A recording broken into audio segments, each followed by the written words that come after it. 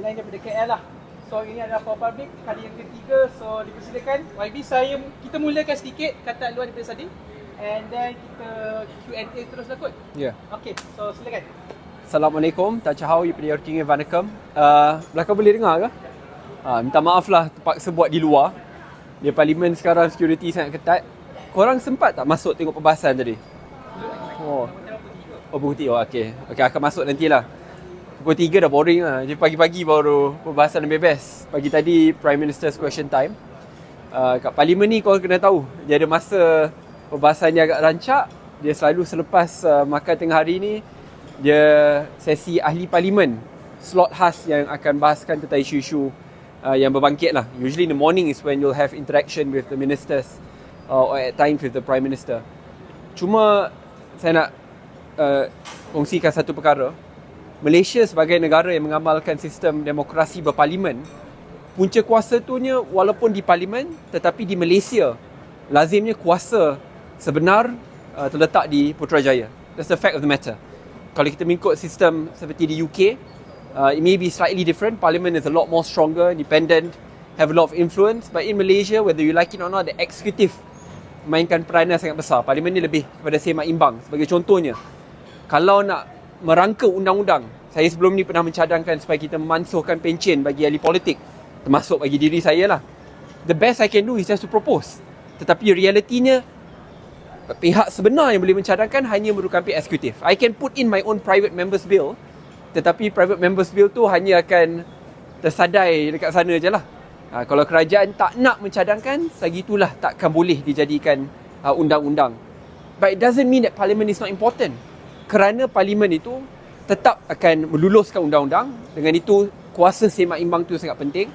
Parlimen adalah medan rakyat supaya rakyat boleh lihat apa pihak legislatif ataupun kerajaan atau pembangkang sedang lakukan, dan itu boleh dijadikan ujian kepada pilihan raya. Rakyat tahu adakah pihak ini membuat kerja dengan betul, tidak betul, seimbang atau tidak. So with that, Parliament has its own particular role.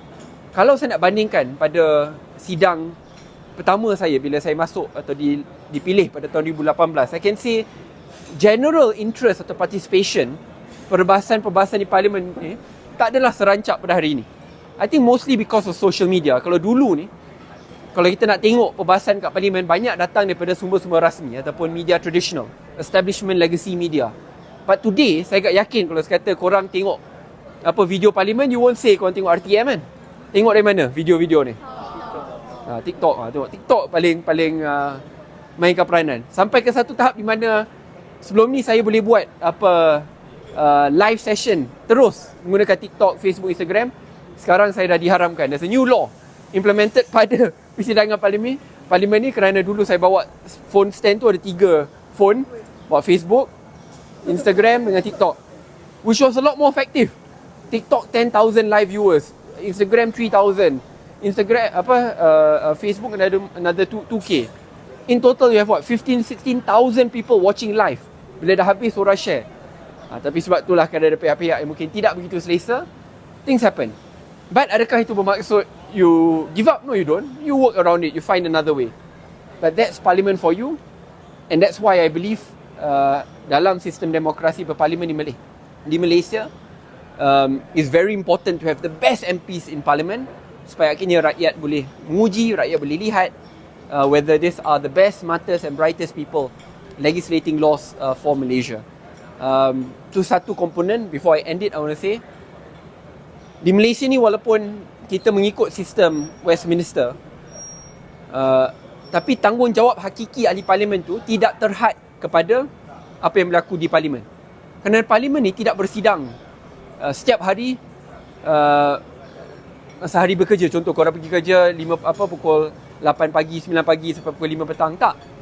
Fridays we have no parliament, weekends we have no parliament. The fact of the matter is, maybe kalau kita cantumkan hanya 3 bulan daripada 12 bulan, if you take every day lah, di mana parlimen bersidang. A lot of the time parliament is not in session. What will an MP do when parliament is not in session? Anyone? Apa tanggungjawab ahli parlimen kalau parlimen tidak bersidang? Pardon? Kawasan. Tanggungjawab di kawasan tu sangat penting. Betul? Kenapa tanggungjawab dekat kawasan tu penting? Betul, dipilih oleh orang kawasan tersebut. Tapi dia buat apa kat kawasan? Takkan lipat mamak kira buat kerja dekat kawasan. Syok macam tu. Betul, serapan tuan, dengar keluh kesah rakyat. Why is that important? I just want selain kita dapat bantu kebajikan, but how does that make you a better member of parliament? Pardon? Okay, building trust with your constituents, which is very important. Kita tak boleh hanya merangka undang-undang di awangan. You cannot be a politician who sits on a high horse thinking that he or she is always right and everyone else is wrong. If you don't build trust with your constituents, how are you going to legislate laws for your constituents? What else? Kenapa kerja dekat kawasan ni sangat penting?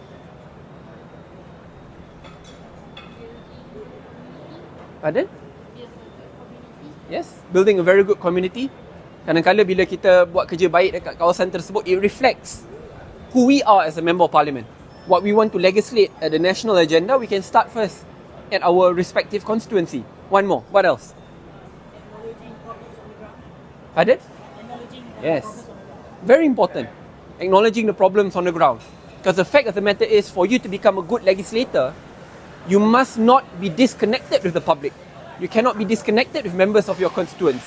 Besides just building trust with your constituents, it's also about knowing new problems or resolving past problems through legislations which you can only learn through what you see, what you hear on the ground.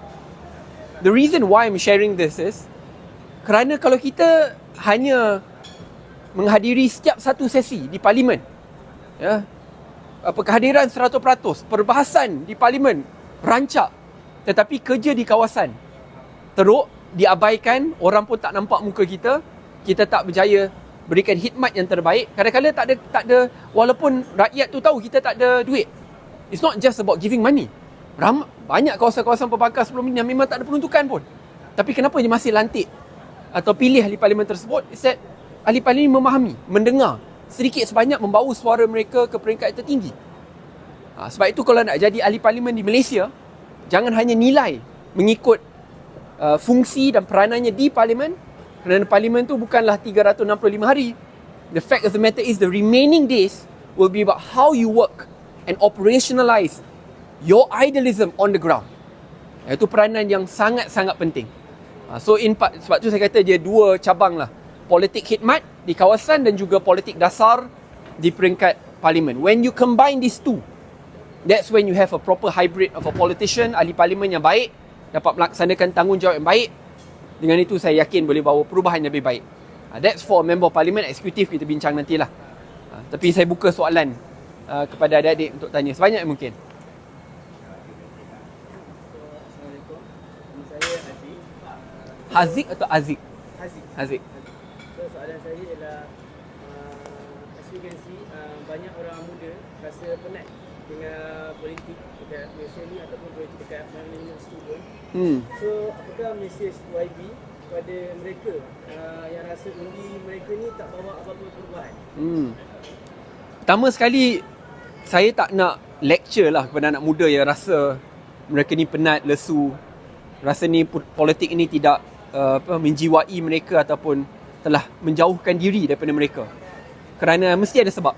Nak bila mereka lihat daripada satu kitaran politik ke kitaran politik yang lain, lazimnya label yang diberikan adalah semua ahli politik ni sama je. Kerajaan kata begini, bila pembangkang kata macam ni, masuk kerajaan sama balik. That's often itulah of all in that particular picture back then. Your parents' generation can be taken care of your grandparents' generation, boleh duduk kat rumah. Now is the other way around, because your parents will be retiring without enough retirement funds and savings. You are expected to take care of your parents, you are expected to take care of yourself, you are expected to also start a new family, which is under you, therefore making you a sandwich generation. While I say that that's negative, I think young people will come out stronger. Similarly, how in post-World War II, we have countries who fail miserably after, despite succeeding before, but you also have population like in Japan, South Korea, under crushing poverty, then becoming an Asian giant. Japan from Hiroshima, Nagasaki, then really building back its work culture and an industrial base coming from young people. When you are tested, it will be a new generation which will be reborn and reborn stronger. So with that, I think really young people will come. My prediction, young people will come out stronger. They will not lose and suddenly become a much weaker generation. These are 3 observations, and these 3 things I believe will guide where Malaysian politics will go. With that, I have great hopes in you guys lah. Regardless of race and religion, I hope you'll drive that more progressive, multiracial, diverse agenda. Selalu cakna tentang isu-isu semasa, bicarakan tentang soal rakyat, supaya akhirnya negara ini akan jadi negara yang maju.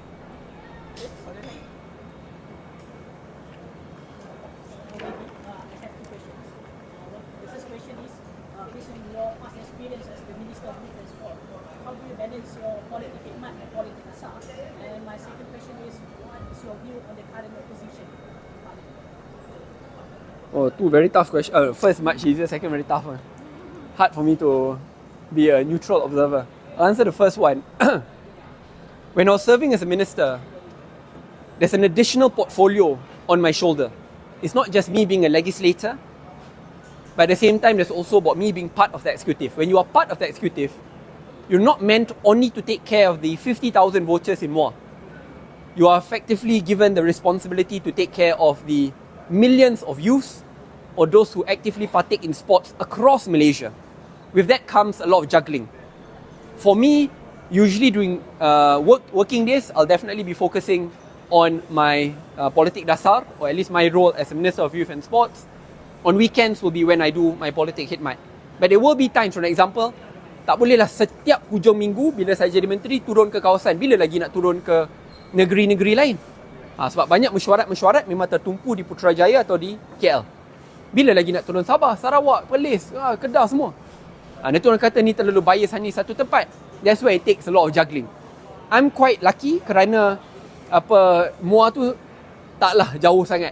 Ada kadang-kadang kawasan di Sabah, Sarawak yang kena ambil 2-3 flight. Lepas tu kena naik 4x4. Berjam-jam baru sampai. Di Muar, kalau jack and drive laju, insyaAllah sejam setengah sampai. Slow 2 jam. Kalau jam, 2 jam setengah. So I'm still quite lucky on that end. So it takes a lot of juggling.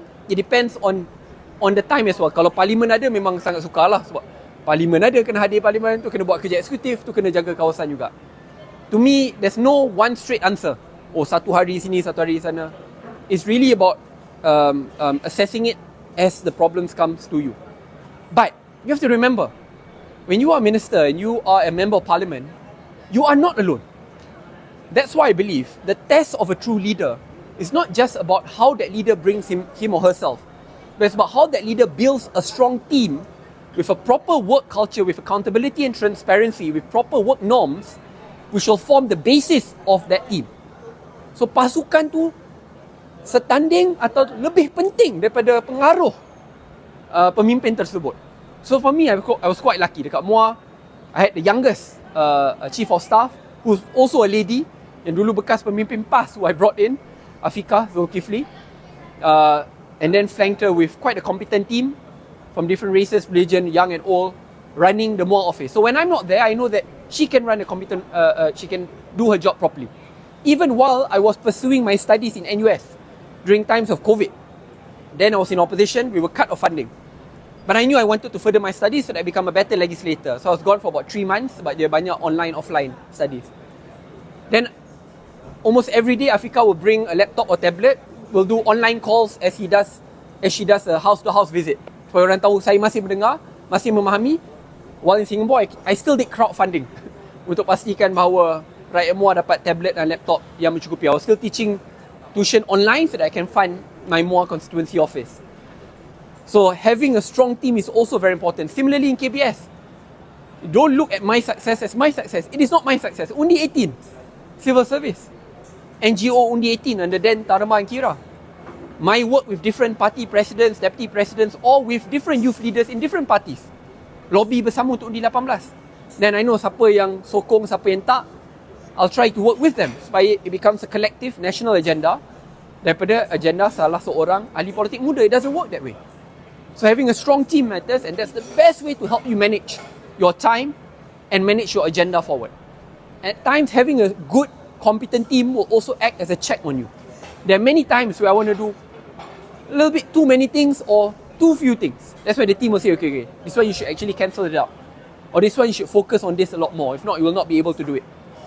So, if there's one lesson which I like to impart is, being a leader is not just about how good you are, it's also about who you surround yourself with. I've made my fair share of mistakes.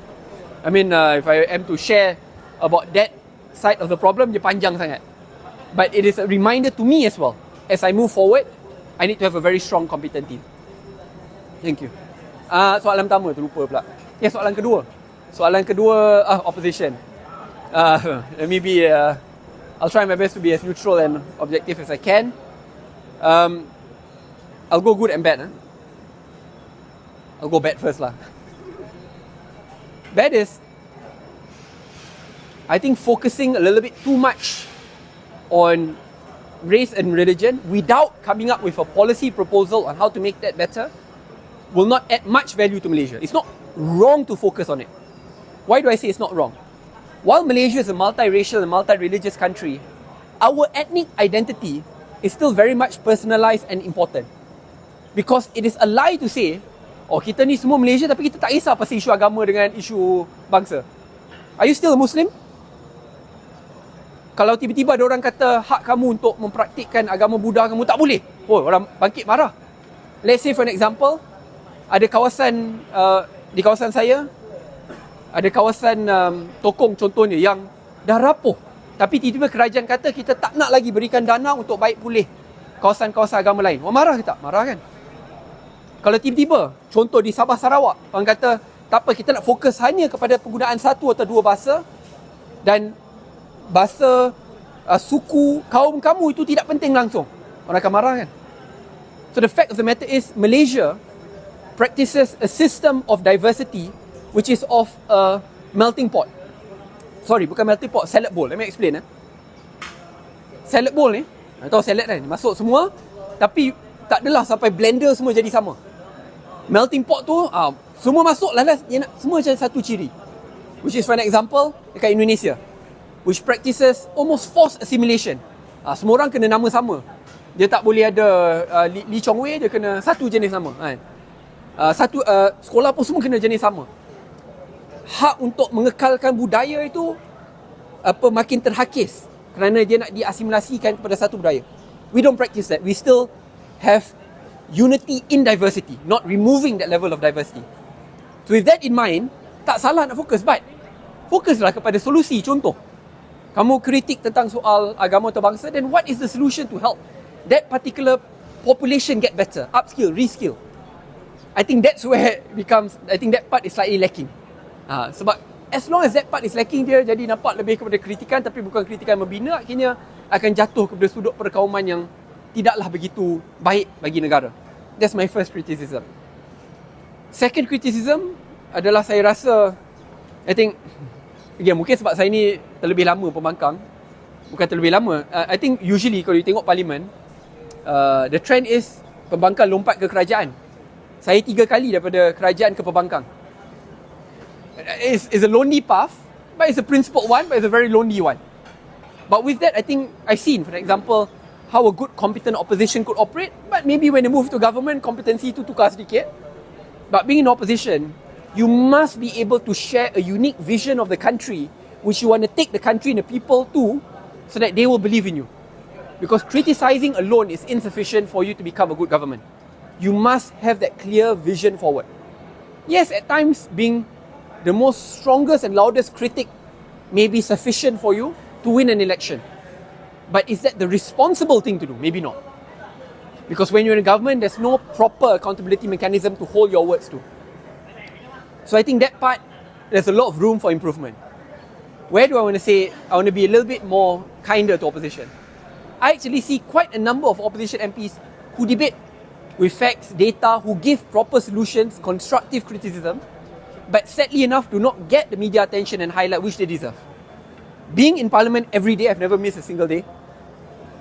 Even when I attend meetings outside, I will always be listening to what's going on in parliament. Saya kesiankan kerana, saya beri contoh pada satu hari tu ada 20 ahli parlimen pembangkang tentang bahaskan tentang isu sangat penting. Isu ekonomi, pengangkutan, isu keterjaminan makanan, cadangan-cadangan yang diketengahkan. Tapi daripada 20 ahli parlimen perbankan ni ada seorang tiba-tiba kata bahawa random fact yang betul-betul berlaku. Taman Tugu tu patut kita janganlah dia nampak terlalu mirip Eropah. Semua 19 ahli parlimen yang bangkitkan isu-isu solusi, isu-isu dasar disampingkan, akhirnya yang media highlight adalah satu isu ni. That one to me is quite unfair. And I've witnessed it in Parliament, but I've also recommended to my friends in opposition. I mean, in the end, the media wants to sensationalize things or will focus on sensationalist views because that's how they get their profits, right? So if you give them the opportunity, don't blame the media, you should blame yourself. So that's where I think there should be that middle ground. So I try my best to be as focused as I could. Sebab kerisauan saya kalau ucapan saya 15 minit, 1 minit tak, 1 minit lah, 10 saat tu saya cakap benda kontroversi, hancur lah segala-gala ucapan saya. Okay, so kita ambil 3 lagi soalan sekaligus. Yap, satu. Kau nak masuk nanti? Soalan saya mudah lah. It's not about that. What's my thinking? It's more I'm a reader, so I read a lot of books, and I know you are definitely someone who digest and see banyak, explore macam kan. So maybe you can walk me through how do you get to where you are in the context of how you think. So do you have any macam particular author that you digest a lot of different works or any particular book? So that's the first part of the question. Second is macam I have this thing called ultimate book recommendation. Right? If you were to recommend a particular book that you feel it resonates so much with you and it's essentially a part of you, if you have one, would you mind sharing it about what it is? Okay. I'll very quickly answer Arman's question. First and foremost, how I formulate my train of thought, my recommendation is for all of you to be as interdisciplinary as you can. Do not limit yourself to only one skill set or one area or specialty. For example, if you're reading law, don't just read books in relation to the law. Be as interdisciplinary as possible. Why do I say that? Especially with the world of AI and ChatGPT replacing many different jobs. If you're not interdisciplined, if you're not the master of many, your knowledge can easily be replaceable, but often you'll start to realize what makes you the best critical thinker is when you're able to apply one knowledge set to another and move it around and therefore form the best conclusion. I think first, if you look at polymaths are like the smartest, brightest people in the world. Back then, Leonardo da Vinci, etc. They are interdisciplinary. They have specialties, but they can paint art, they can do sports, they can do this and that. Because orang kata, tapi tak boleh lah tembak terlalu banyak tempat. Bila tembak banyak tempat ni, doesn't mean that you miss. Actually, bila tembak tu, it helps. Because from one field to another, it complements one another. It makes you a better thinker. So that's the first thing I like to recommend, because that's how I formulate my train of thought. At times, I'll get the best of ideas when I run, when I swim, when I bike. At times, for example, when I'm talking about the Urban Renewal Act in Parliament, a particular new piece of legislation, my ideas will not just come from a legal perspective, but will come, for example, when I meet different constituents, which at times are not even affected by that law. So being interdisciplinary helps a lot. Second part is book recommendation. My recommendation is for you to read books which you would not be recommending yourself now. Sounds weird, but just hear me. Back then, I love to only focus reading autobiographies or non-fiction. I only started reading fiction when I was in university, much later. And I picked up Khalid Hosseini's book. Then it was 1,000 Splendid Suns. His most popular book is The Kite Runner. And it changed my life. Why? Because I realized I was only limiting my train of thought to a specific set of books or genre. You will start to realize that the power of your mind can only be maximized when you get used to doing things which bring you a little bit of discomfort. It doesn't mean that you need to read something which will lead you to sleep. No. But you should not just do things which are comfortable. You need to challenge your norms, challenge your your comfort zone, and that's where you get to climb up, your own intellectual ladder. So for me, Khalid Hossaini is one, but again, if you like reading fiction, then try autobiographies. There's no one or two specific book I'll recommend. But what I also say, especially in today's day and era, I know young people may find it very difficult to pick up a book because it's very baca lama. Now it's the world of podcasts, YouTube. You can really read voraciously, but through audiobooks. If not through audiobooks, by listening to podcasts. For me, back then, my general KPI is like 1 book per week. But if I break down the book into words and then convert it into audio, I'm now reading about 6 books a week. Because every week, without fail, I will finish reading The Economist magazine. And that's about 12 hours, but I'll put on ×2, so it's shorter. On a bike ride, I can finish it. And then a lot of the newspapers, I'll convert it into audio. For books, I'll convert it to audio. For podcasts, obviously it's on audio, and I always put it on ×2. You can read and listen so much. Like there's this power called speed reading. It's not power. I mean, you can learn it lah, the art of speed reading. But speed listening, not many people talk about it. That's why today when I go watch the cinema, to me it's like, why is the movie so slow? Because I'm so used to, this speed listening. That's something I recommend for you to also adapt. Then 2 more questions. Quickly. Macam kita tahu mengenai tahun 2027 mereka akan adakan dalam satu kelas ataupun siklos satu kelas. So apa pandangan YB dengan Ya, saya merupakan salah seorang ahli parlimen yang dilantik dalam jawatan kuasa Dwai-partisan. Parlimen Dwai-partisan dalam isu pembangunan negara, dan isu pembangunan negara ni dia turut menjaga Kementerian Pendidikan dan Pendidikan Tinggi. Saya memang tengah nak tunggu. Pada sesi yang akan datang, saya sendiri nak tanya, why saya tak nak terus kritik? Because I want to know what exactly will the implementation look like. Adakah ia akan membebankan guru-guru? Adakah ia bermaksud bahawa salah seorang guru yang mengajar matematik tiba-tiba kena ajar subjek berasingan? Adakah ia bermaksud bahawa kepadatan dalam kelas tersebut boleh diselesaikan atau tidak? All these questions are critical questions. Saya tak nak terus mengkritik melulu tanpa membangkitkan dalam jawatan kuasa yang menjaga soal pendidikan negara. So I actually want to listen to what the ministry has to say first, because I've seen in cases where what is said and what is done is completely different. I've also seen cases where what is said is sangat negative, tapi what is implemented is very good. So I want to be responsible on this path, especially when I'm part of that bipartisan committee. But obviously I've read all the comments. I've obviously heard from teachers and also from PTAs, Parent Teachers Associations, on how that will be negative for teachers and for students. But obviously I need to be fair and balanced sebab dia belum dilaksanakan lagi. Bila dilaksanakan tu, kita akan tahulah. So at least now it's in a planning phase, planning stage. I want to listen before making a conclusion. okay, last one Liza.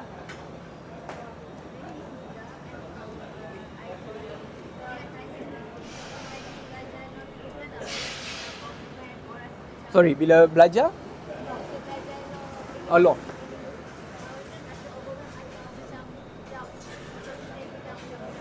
Yeah, of course.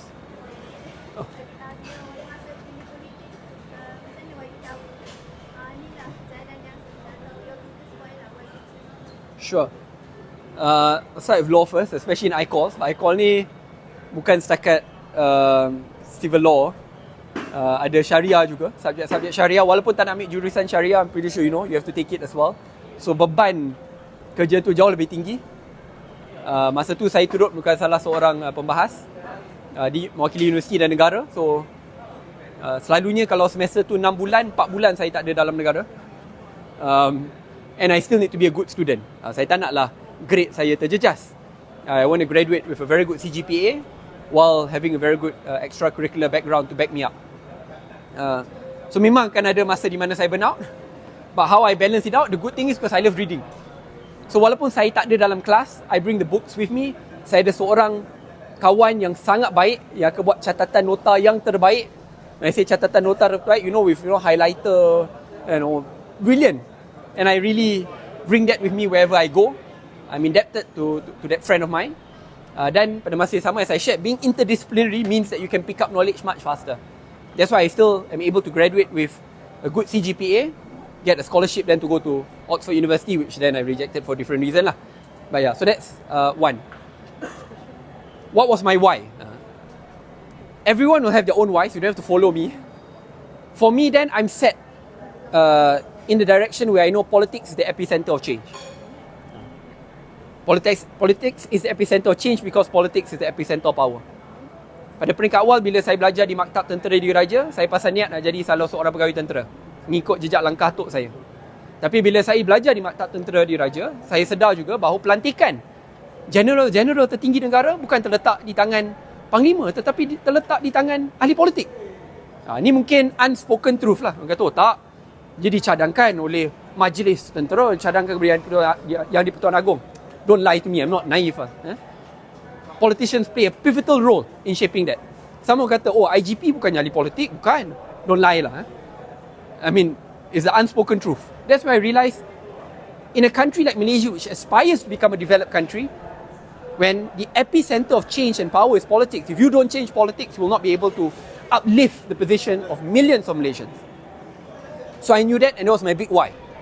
I am set in wanting to make Malaysia a developed country, a country with strong democratic institutions and norms, that even if one day we are destined to have the worst ever leader in Malaysia, our country will still move in the right direction because our norms, our people, our institutions are very much independent, strong, and just viciously talented, that we'll still be able to become a good country.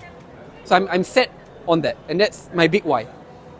That came about the same time as I got my Oxford offer, and that was also sadly the same time where me and my family were threatened in many different ways, but I knew if they could do that to me, they could do that to literally anyone else. I think that was my turning point where I realised that it's worth to fight for a country which you believe in. It doesn't mean that you let go of your other goals. Today I'm fairly certain if I were to reapply to Oxford, inshallah I'll still get in. But changing Malaysia through the political landscape is priceless. Can you imagine if I picked that path to do my masters in Oxford? I would not have contested. I would not have become the youngest MP then, and what more, made the youngest minister. I will not be able to do Undi 18, Undi automatic, paid internships. I wouldn't be able to bring a new healthcare scheme for athletes. I'll not be able to introduce a sugar tax, which will then be used to fund healthcare and also our sports fraternity. To me, that's priceless in politics. And once you get that feeling, it's the best feeling in the world. I can tell you that even though I earn so much more now, oh my god, I mean, if you know how much I earn during my part-time gigs, I joke lah with some of my friends, you know, buat shooting 3 jam, dapat gaji seperti Perdana Menteri 1 bulan. Okay, well, I donate it lah, but you realise, hey, actually this is so much, you know, pay so much better. But that in no way matches the level of satisfaction of seeing a law passed in Parliament which will be able to enfranchise more than 5 million young people, not only for this generation but for generations to come. So there's something which is much bigger than money. Okay, that's all. Terima kasih. Thank you very much, everyone. Terima kasih YB untuk masa 1 jam bersama kita. So ada sedikit pula penghargaan for YB dan take picture. Let's take a photo together lah. Yap, kita foto. Jom, let's go. Pantas.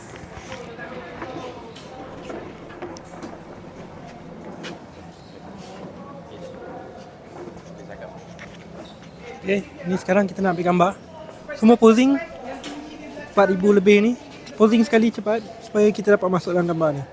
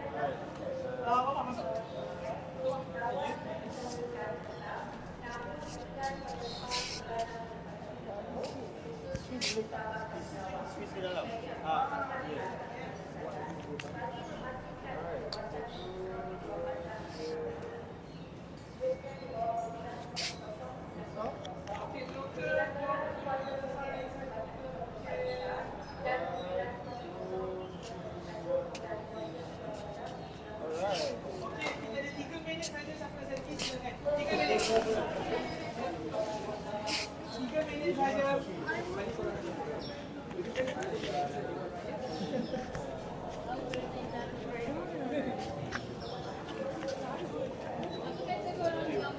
Okay, cepat.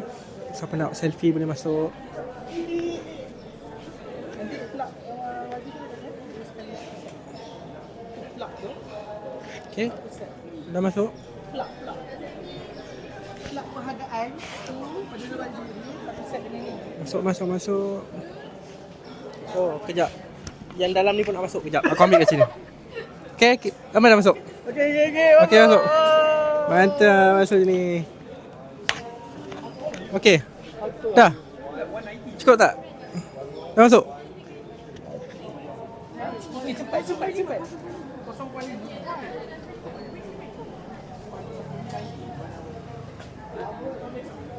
1 minute left, come on. Bye guys. Setting WhatsApp. Botol siapa gila? 1 minute.